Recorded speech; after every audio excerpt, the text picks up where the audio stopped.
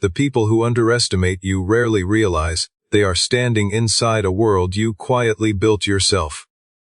Alaric Voffen was 43 years old, and until that Thursday evening, he believed loyalty still mattered more than appearances.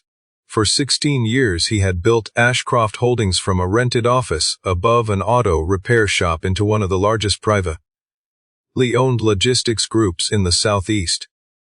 Very few people knew his name. That was exactly how he wanted it.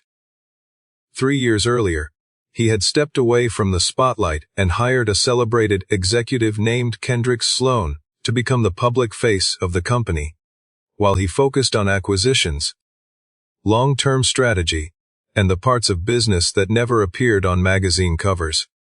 The decision made financial sense. It also gave Alaric something he valued even more than money: privacy.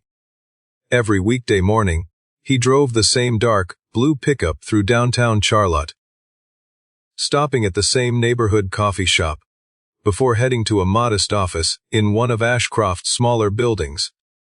The employees there believed he was a senior operations consultant who preferred practical work over executive meetings. Alaric never corrected them. He liked hearing honest conversations. He liked knowing how people behaved when they believed nobody important was listening. His wife, Zaria Holloway, had never questioned the story either. She believed he had once owned a small consulting firm that now handled contract projects for larger corporations. Alaric had planned to tell her everything.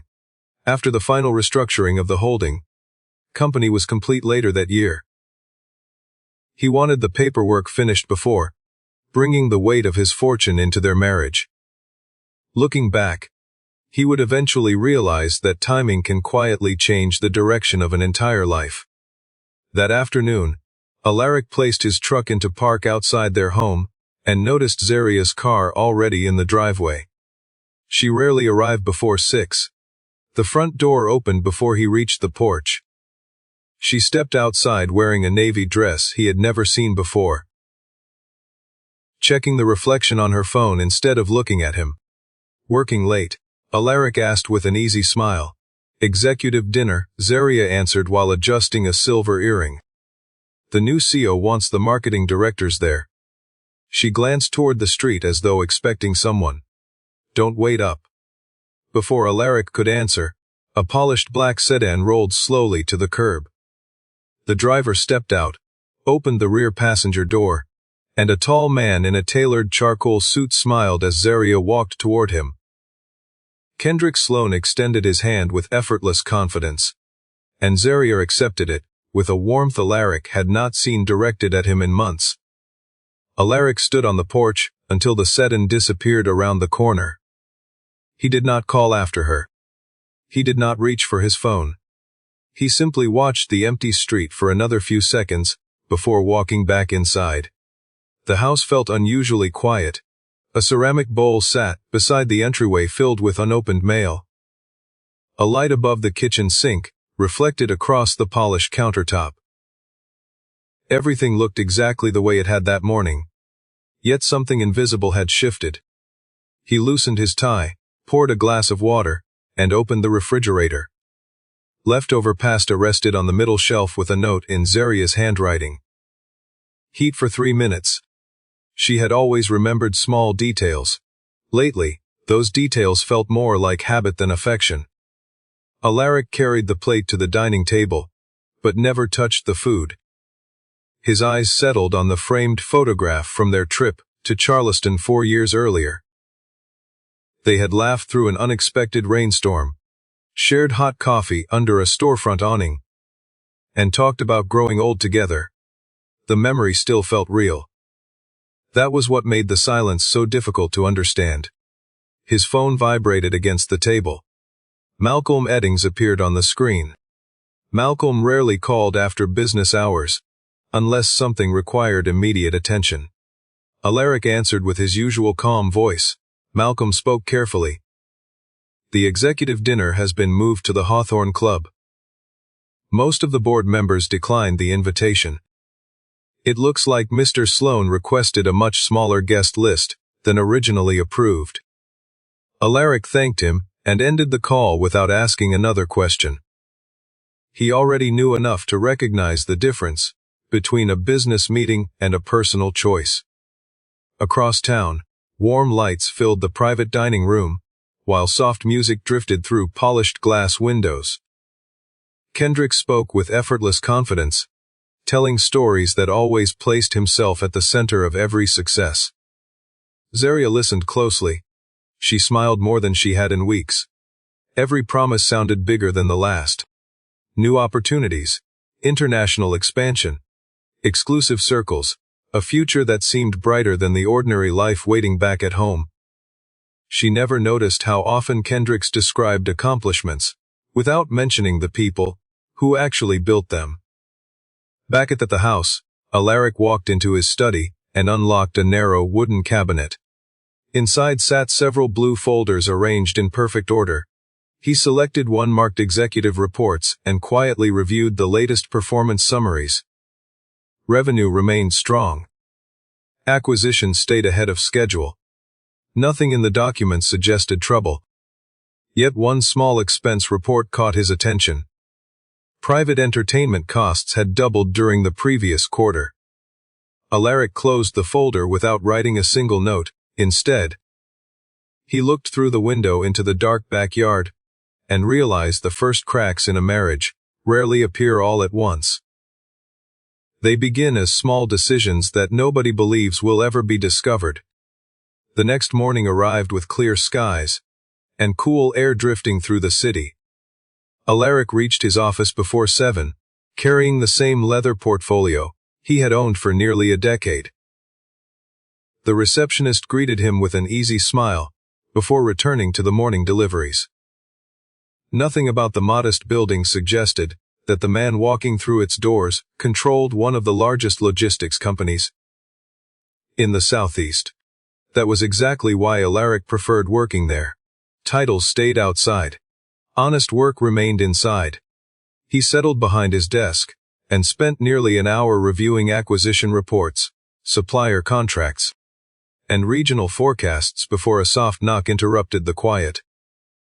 Soraya Ellison stepped inside carrying a slim blue folder. "These require your approval before noon," she said. Alaric accepted the folder and flipped through the first few pages without speaking. Halfway through, one report made him pause. Executive hospitality budget.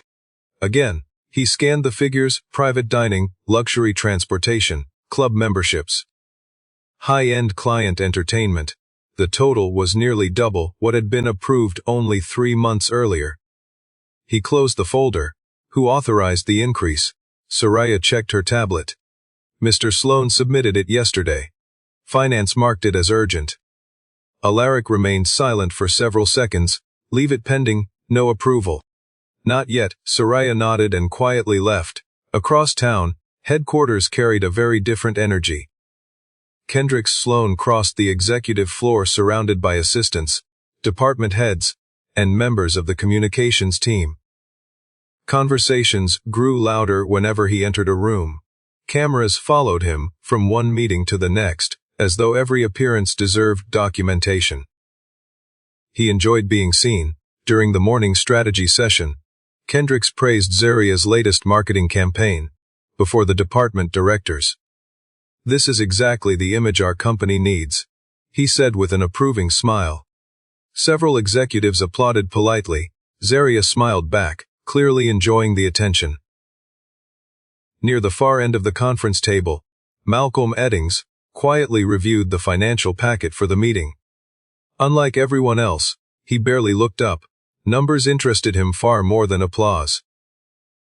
As the meeting ended, one invoice clipped to the back of the hospitality report caught his attention. The restaurant listed on the receipt had never hosted a corporate client dinner. He knew that because he had personally approved every executive entertainment venue for the past 3 years. He looked at the date again, then at the number of guests. 4, no client names, no business purpose, only Kendrick Sloan's authorization. Malcolm frowned slightly before sliding the document back into the folder. Maybe there was a simple explanation, maybe there wasn't. He made no comment. Shortly after lunch, Malcolm received a brief message. Please stop by the operations office before 5, no signature. None was necessary. Late that afternoon, he entered Alaric's office and quietly closed the door. Alaric looked up. You found something. It wasn't a question. Malcolm placed the hospitality file on the desk. I don't know what it means yet, he said calmly. But there are expenses that don't match our normal reporting standards. Alaric opened the folder. Malcolm continued. I haven't reached any conclusions. I don't want conclusions, Alaric replied. I want facts. Malcolm nodded. I'll verify every executive expense from the past 12 months. He stood to leave. Before reaching the door, he stopped for a moment. If these are accounting errors, they'll disappear, and if they aren't. Alaric looked toward the fading sunlight beyond the window. Then sooner or later, they'll all connect to something much bigger. Neither man spoke again. As Malcolm closed the door behind him, both understood that investigations rarely began with dramatic discoveries. They usually began with one number that didn't belong, one receipt that made no sense, and someone patient enough to keep asking why. 3 days passed without a single argument. That troubled Alaric far more than anger ever could. Arguments meant people were still trying to change each other's minds. Silence usually meant one person had already made a decision. Life inside the house settled into an uncomfortable routine. Breakfast happened at different times. Dinner was often reheated instead of shared. Some evenings, Zaria texted that another leadership project had kept her at headquarters. Alaric never questioned the explanation. He simply answered, take your time. Drive safely. Each message became shorter than the last. One evening, he walked through the living room after she had gone upstairs and noticed the framed photograph from Charleston, still resting on the bookshelf. He picked it up without thinking.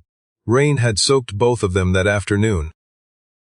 They had laughed under a storefront awning, holding paper coffee cups, while promising that success would never matter more than the life they built together.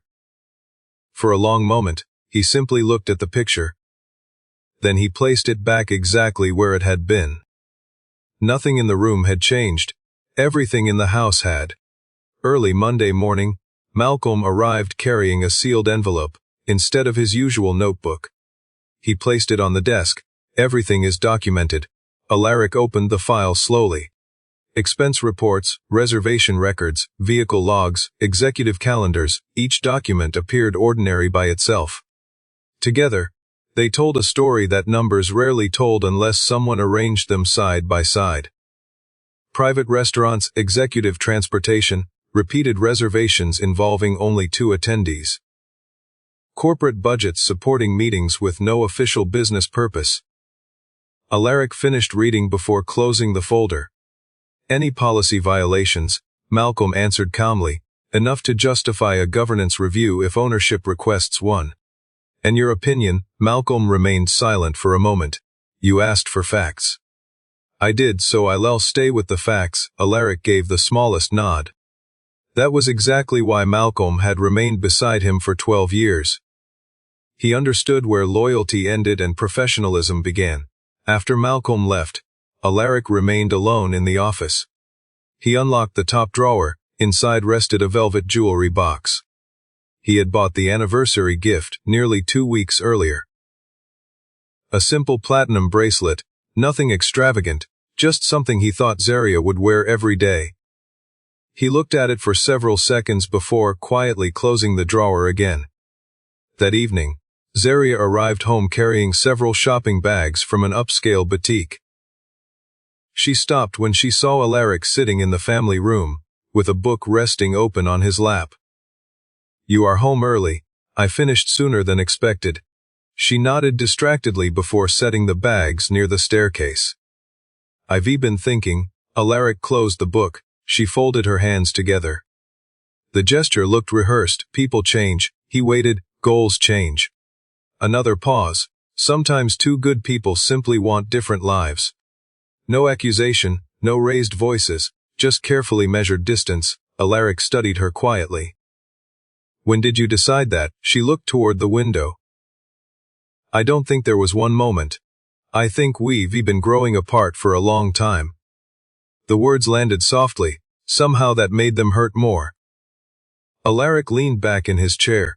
For a brief second he remembered the woman who once insisted they celebrate promotions with takeout pizza, because expensive restaurants felt unnecessary. He remembered late-night drives with no destination. He remembered promises that neither of them had imagined could disappear this quietly. Then he looked at the woman standing in front of him. She wasn't angry. She wasn't confused. She had already left long before she spoke the words. If that's truly what you believe, Alaric said at last, I won't ask you to stay. The relief that crossed her face lasted less than a second. But it was enough. She thanked him softly before walking upstairs.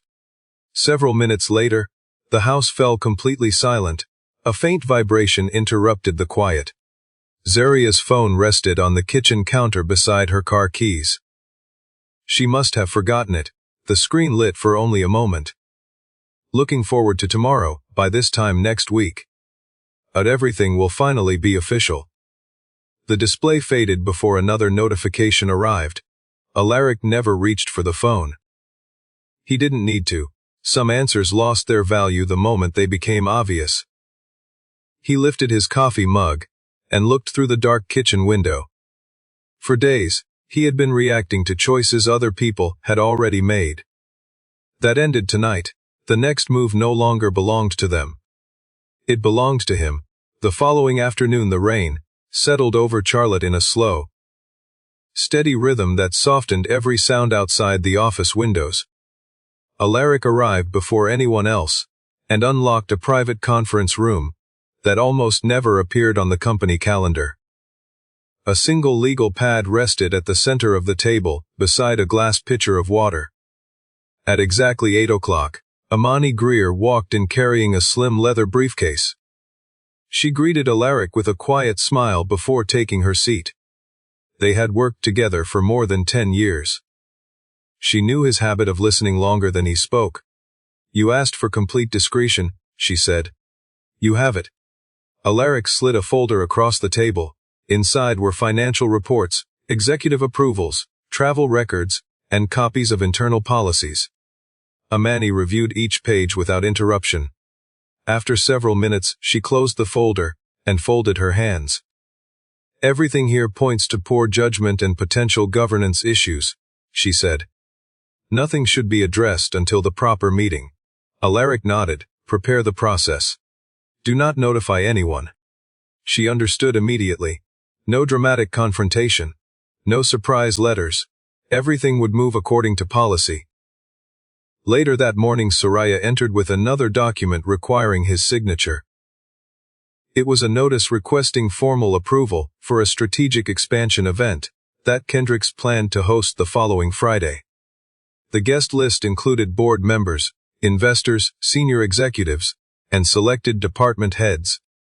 Alaric studied the schedule before placing his signature on the final page. Approve the event, he said. Soraya looked surprised. Everything. Alaric closed the folder. Everything. She accepted the papers and quietly left the office. Across the city, excitement spread through headquarters. Kendricks walked confidently from office to office, discussing the upcoming celebration. He spoke about ambitious goals, future growth, and leadership opportunities. Zaria stayed close beside him through much of the afternoon. Several co-workers exchanged knowing smiles as they watched them leave another meeting together. Neither of them seemed concerned about appearances anymore. That evening Zaria returned home carrying 2 garment bags from an upscale department store. She placed them near the staircase before speaking almost casually. There is a corporate event next week. I probably will not be home until very late. Alaric looked up from the financial newspaper resting on his lap. I hope everything goes well, he answered. She appeared almost disappointed by his calm response. After a brief silence, she headed upstairs. Alaric remained where he was until he heard the bedroom door close. Then he reached into his jacket pocket and removed a cream-colored envelope, delivered earlier that afternoon. Across the front, embossed in dark blue letters, were the words "Special Meeting of the Board of Directors." The meeting had been scheduled for the same morning as Kendrick's celebration. Alaric placed the invitation inside his desk drawer, turned off the lamp, and knew every piece had finally moved into exactly the right position. Friday arrived with bright sunshine and unusually light traffic. The kind of morning that made the city appear calm, even when important decisions were already unfolding behind office doors. Alaric completed his routine exactly as he always did. He reviewed overnight reports, signed 2 vendor agreements, and spent 20 quiet minutes speaking with managers from 3 regional offices. Nobody looking through the glass walls would have guessed that the most important week of his professional life had reached its turning point. Shortly before noon, Amani stopped by with a thin envelope containing the final governance documents. She placed it beside his notebook without saying a word. Alaric opened the package, confirmed every signature, then slipped the papers into a locked drawer. "Everything is ready," Amani said. "The directors have confirmed attendance." Alaric gave a small nod. "Thank you." Across the city, the atmosphere inside headquarters felt completely different. Staff members hurried through the lobby carrying floral arrangements, presentation materials, and catering schedules. Kendricks moved confidently through the building greeting guests, as though the future already belonged to him. Every conversation ended with another promise about expansion, influence, and success. Zaria remained close beside him throughout the afternoon. She looked comfortable standing in a world that seemed larger than the quiet life she had left behind. During a break between meetings, Kendricks led her onto a rooftop terrace overlooking the skyline. He rested one hand against the railing and smiled. "By next quarter," he said, "everything changes. New responsibilities. A different circle of people. You deserve to be part of that future." Zaria looked across the glass towers reflecting the afternoon sun. "I spent too many years thinking small," she answered softly. "I am finally choosing the life I really want." Neither of them noticed the corporate photographer, capturing candid images, nearby, for the company's internal newsletter. The camera clicked twice before moving on to another group. Late that evening, Zaria returned home carrying a small overnight suitcase instead of her usual work bag. She paused near the front hallway, where Alaric was closing a novel he had barely read. The silence lasted several seconds before she finally spoke. "I think it is better if I stay somewhere else for a while." Her voice sounded steady, almost rehearsed. "I have already arranged everything." Alaric stood slowly and looked at her with quiet composure. "If that is your decision, I will respect it." She searched his face, perhaps expecting disappointment strong enough to change her mind. Instead she found kindness and restraint. Without another word, she lifted the suitcase and walked toward the front door. The lock clicked softly behind her. Alaric remained where he was until the sound of her car disappeared into the distance. Then he glanced at the calendar resting on the side table. Monday morning, 9 o'clock, Board of Directors. He closed the cover, turned off the last light in the room, and understood that when the next business day began, every hidden truth would finally step into the open. Monday morning arrived without ceremony. The skyline reflected pale sunlight across the glass towers as employees streamed through the revolving doors carrying laptops, coffee cups, and weekend conversations.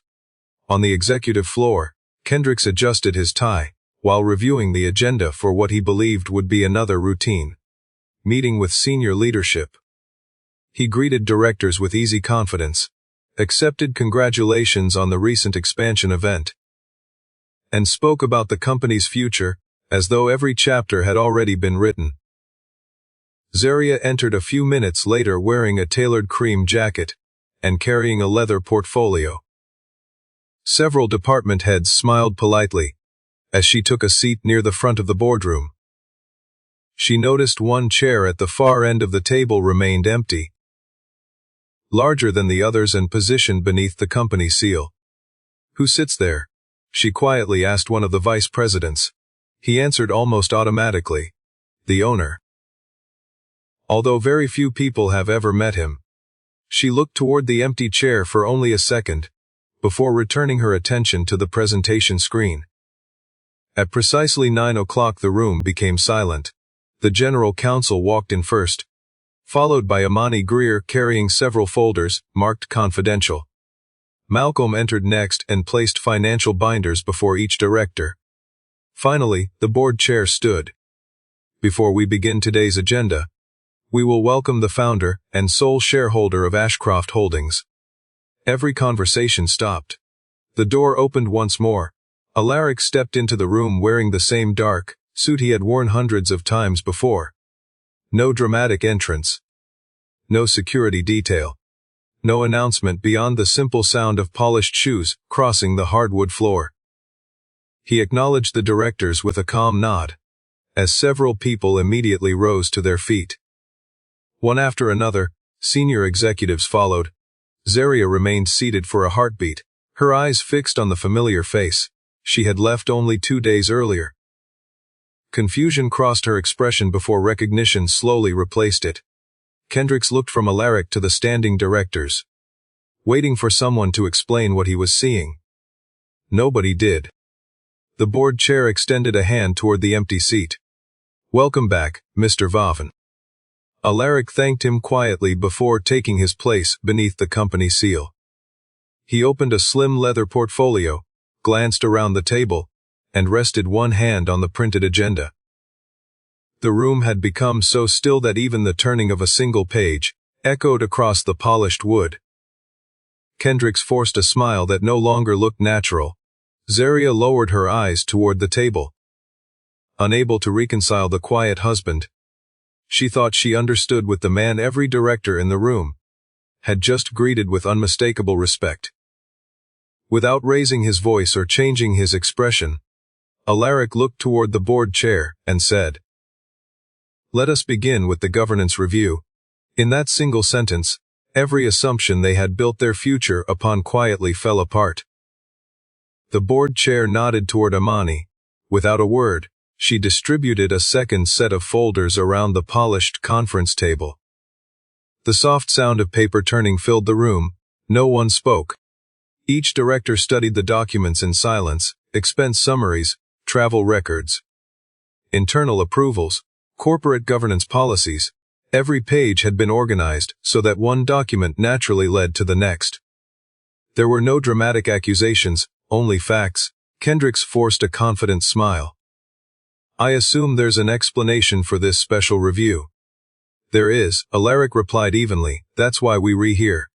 Malcolm activated the presentation. One slide followed another: dates, authorizations, expense totals, vehicle logs, reservation histories. Each figure matched the reports resting in front of every director. No commentary, no speculation, only evidence. A senior director adjusted his glasses. These hospitality expenses exceeded company policy on 9 separate occasions. Another director turned 2 pages, and these approvals bypassed normal governance review. Kendricks leaned forward. Every dollar was invested in future business relationships. He looked around the table. Some opportunities require flexibility. Several directors remained expressionless. Alaric spoke quietly. "Business relationships eventually produce measurable results." He allowed a brief pause. "Please identify the agreements that resulted from these expenditures." Kendricks answered immediately. "Several negotiations are still progressing. They were close. We simply haven't finalized them yet." Another director looked up. "Which negotiations?" Kendricks hesitated. He glanced toward Malcolm. "The Southeast expansion." Malcolm calmly opened another file. The Southeast expansion was completed 14 months before these expenses began. Silence. Kendricks immediately corrected himself. "I meant the Midwest Initiative." Malcolm turned another page. The Midwest Initiative was managed by regional operations. not executive leadership again. Silence, for the first time that morning. Kendricks had no answer ready. The board chair folded his hands. Mr. Sloan, this board is not questioning whether relationships matter. We're questioning why company funds repeatedly supported activities that produced no documented business outcome. Kendricks straightened in his chair. IV increased this company's public profile. IV expanded our visibility. IV strengthened our executive reputation. His voice grew firmer with each sentence. None of that appears on a spreadsheet. One director answered calmly, neither does trust, but losing it eventually does. Zaria remained completely still. Only now did she notice something she had somehow overlooked for months. Nobody interrupted Alaric, nobody spoke over him, nobody challenged his authority. Even the board chair naturally looked toward him, before moving to each new agenda item. Not because he was the loudest person in the room. Because everyone already knew who carried the final responsibility. The hierarchy, she thought she understood, had never existed. After nearly an hour of discussion, the board chair reviewed the final recommendation. Based upon the documented governance failures and repeated violations of executive policy, I move that Mr. Kendrick Sloan be removed as Chief Executive Officer effective immediately. Subject to the terms of his employment agreement. He looked around the table. All in favor, one hand rose, then another, then another. Until every director had voted, unanimous, the chair signed the resolution. Amani quietly placed a second envelope beside Kendrick's. Your building credentials. Access cards, company devices. Security will assist you after this meeting. Kendrick stared at the envelope. Only then did the reality finally settle in.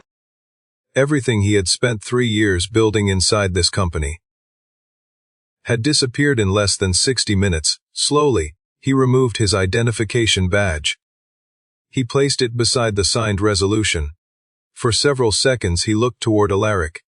He expected triumph, he expected anger, he expected revenge. Instead, Alaric simply met his eyes with the same calm expression he had worn since the meeting began. No satisfaction, no celebration, only quiet accountability. Kendricks lowered his eyes first. Without another word, he walked out. The conference room door closed softly behind him. No one looked after him. Zaria remained seated. For months she had believed Kendricks was the most powerful man in Ashcroft Holdings. Now she understood the truth. Power had never belonged to the man everyone noticed. It had always belonged to the man who never needed to announce it. Alaric Voffen had never stood behind authority. He had quietly carried it all along. The conference room gradually emptied. Directors gathered their binders, exchanged quiet handshakes, and returned to the work waiting beyond the polished doors. Within minutes, only 3 people remained: Alaric, Amani, Zaria. Alaric reviewed the signed resolution one final time, before closing the same worn leather portfolio he had carried for years. There was no satisfaction in the gesture, only completion. Some chapters deserved celebration. Others simply deserved to end. As he stepped into the hallway, he heard his name. Alaric. He turned. Zaria stood several feet away. The confidence she had carried for months was gone. She held the unopened meeting folder against her chest as though it might somehow steady her. For several seconds, neither of them spoke. Finally she asked, "Why didn't you ever tell me I was going to?" He answered without hesitation, "After the restructuring was finished, I wanted our marriage to exist before money entered every conversation." She lowered her eyes. "I thought you weren't ambitious." Alaric gave a faint smile. "You never asked what I was building. You only measured what you could see." The words weren't cruel. That somehow made them hurt more. "I kept thinking." She whispered, "that one day you'd become someone." Alaric looked at her quietly. "I already was." Silence. The hallway suddenly felt much larger than either of them remembered. "I made the biggest mistake of my life." Her voice barely carried above a whisper. Alaric nodded gently. "So did I." She looked up. He continued calmly, I believed love could wait until the timing was perfect. I was wrong for the first time. And neither of them blamed the other. Some losses simply belonged to both people. 2 weeks later, the divorce became final, no courtroom drama, no public accusations. No attempts to punish one another. The agreement reflected exactly what the law required. Nothing more, nothing less. Several months passed. Ashcroft Holdings settled into a quieter rhythm. The new CEO rarely appeared in interviews. Board meetings became shorter. Operational performance improved. Employees noticed something unusual. There were fewer speeches. More results. One Friday afternoon, Zaria walked through the downtown business district after finishing an interview for a position that paid far less than the one she had once held. Across the street, she saw a familiar blue pickup, parked outside the same neighborhood coffee shop. Through the window, Alaric stood talking with the owner. The elderly man laughed. Alaric laughed with him. 2 warehouse employees walked in. They greeted him by name. Not because he owned the company, because they genuinely liked him. Zaria remained on the opposite sidewalk. She suddenly understood something she had never understood during their marriage. Respect had followed him long before wealth ever became visible. She had mistaken quietness for weakness. She had mistaken humility for a lack of ambition. And by the time she finally recognized the difference, it no longer belonged to her. She quietly turned. And kept walking. She never called his name. The following Monday, Alaric arrived at the operations office before sunrise. Carrying the same leather portfolio he had owned for nearly a decade.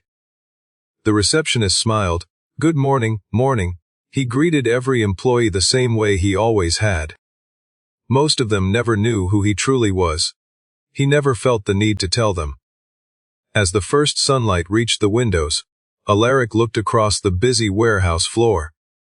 Success had taught him many lessons, but one remained truer than all the others. Power could be announced, wealth could be displayed, titles could be printed on office doors. Character never needed any of them. The people who judged you by appearances usually discovered the truth eventually. The only question was, whether they discovered it while you were still willing to walk beside them.